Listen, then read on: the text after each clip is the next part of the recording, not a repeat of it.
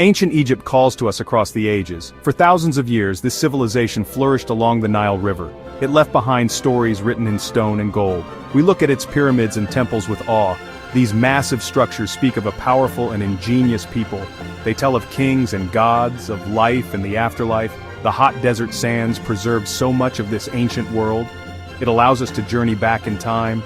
The allure of Egypt is not just in its grand monuments, it is also in the details of daily life we discover. We find well-preserved tools, colorful paintings, and delicate jewelry. These objects connect us to the ancient Egyptians as real people. They loved their families, worked hard, and believed in powerful forces. Understanding their world helps us understand a vital part of human history.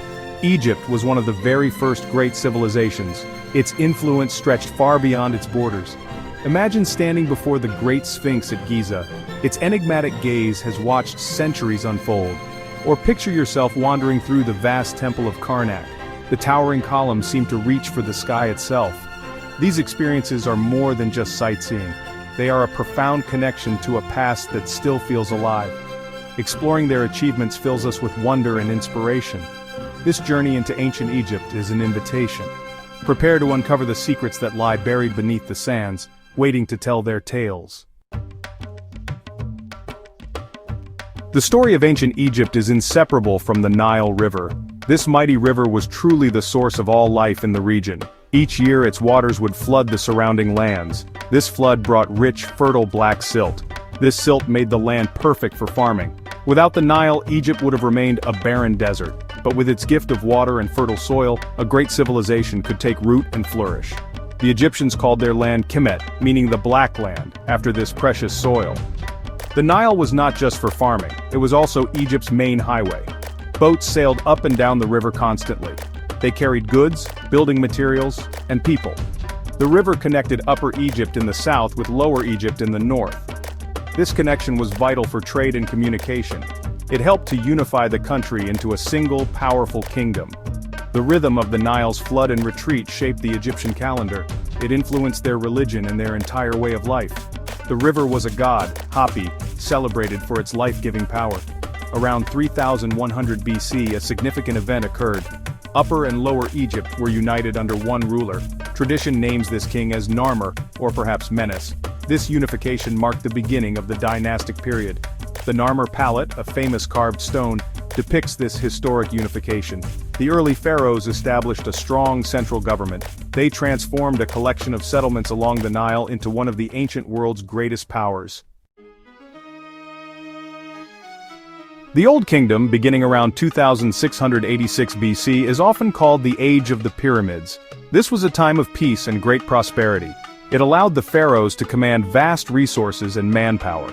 Their most famous achievement from this era is undoubtedly the pyramids. These were not just tombs, they were resurrection machines. They were designed to help the pharaoh's spirit ascend to the heavens. They were also powerful symbols of the pharaoh's divine authority and the stability of the Egyptian state. The first pyramid was the Step Pyramid of Djoser at Saqqara. It was designed by the brilliant architect Imhotep. This pyramid was a revolutionary structure. It was made of stone, not mud brick, and rose in a series of steps. It was a staircase to the stars for the pharaoh. Djoser's pyramid marked a huge leap in architectural skill. It set the precedent for the even larger and more complex pyramids that followed. The most famous pyramids are those at Giza. The Great Pyramid of Giza was built for Pharaoh Khufu. It is the largest of them all and a true wonder of the ancient world. For thousands of years it was the tallest man-made structure on Earth. Building these monuments required incredible organization and engineering skill. Tens of thousands of skilled workers, not slaves as often believed, labored for decades. The pyramids were part of larger complexes. They inspire us to consider the limits of human endeavor.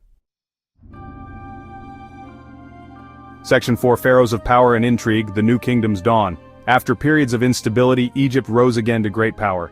This era, known as the New Kingdom, began around 1550 BC. It was a time of empire and monumental building. Pharaohs were no longer just god-kings focused on internal affairs. They became warrior leaders, expanding Egypt's borders and influence. They controlled vast territories from Syria in the north to Nubia in the south. This brought immense wealth, resources, and new ideas into Egypt. One of the most remarkable rulers of the early New Kingdom was Hatshepsut. She was one of the few women to rule Egypt as pharaoh. Initially she was regent for her young stepson, Thutmose III. But she soon declared herself pharaoh, adopting all the royal titles and regalia. Her reign was a time of peace and prosperity. She focused on ambitious building projects, like her stunning mortuary temple at Deir el-Bahri. After Hatshepsut's death, her stepson Thutmose III finally took the throne. He proved to be a formidable military leader. He conducted numerous successful military campaigns, expanding Egypt's empire to its greatest extent. Despite this, his own building projects were extensive. He added significantly to the great temple of Karnak at Thebes. Thebes became the religious and political capital of Egypt. The pharaohs of this era were truly larger than life. Section 5. Gods, Gold and Glory. Akhenaten, Tutankhamun and Ramesses the Great. Later in the New Kingdom, some truly iconic pharaohs took the stage. One of the most controversial was Akhenaten, who ruled around 1353 BC.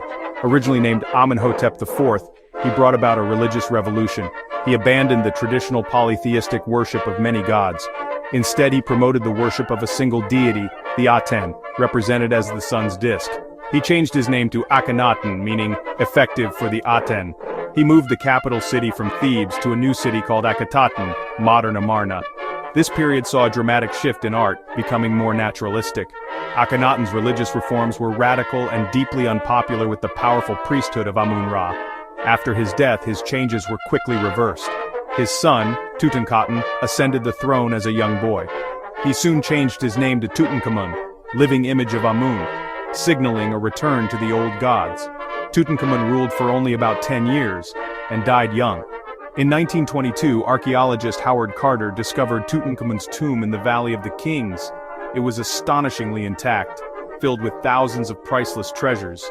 This discovery created a worldwide sensation and renewed interest in ancient Egypt. The golden death mask of Tutankhamun has become an iconic symbol of Egyptian splendor. Perhaps the most famous and powerful pharaoh of the New Kingdom was Ramesses II, often called Ramesses the Great. He ruled for an incredible 67 years, from 1279 to 1213 BC. His reign was a period of extensive building, military campaigns, and diplomacy. Ramesses II left an indelible mark on Egypt, ensuring his name would live on for eternity. Section 6. Temples of Eternity and Whispers of the Sphinx. While the pyramids are symbols of the Old Kingdom, the New Kingdom is famed for its colossal temples. These were not just places of worship. They were vast complexes like cities within cities. They served as economic centers, administrative hubs, and homes for the gods on earth. The grandest of these is the Temple of Karnak, dedicated to the god Amun-Ra. For over 2,000 years, successive pharaohs added to Karnak. They built pylons, courtyards, halls, and obelisks. Its hypostyle hall, with its forest of 134 massive columns, is breathtaking. Across the Nile from Karnak lies the Temple of Luxor. It is connected to Karnak by an avenue of sphinxes. Luxor Temple was primarily dedicated to the Opet festival. This important annual celebration involved a procession of the statues of Amun, Mut, and Khonsu from Karnak to Luxor.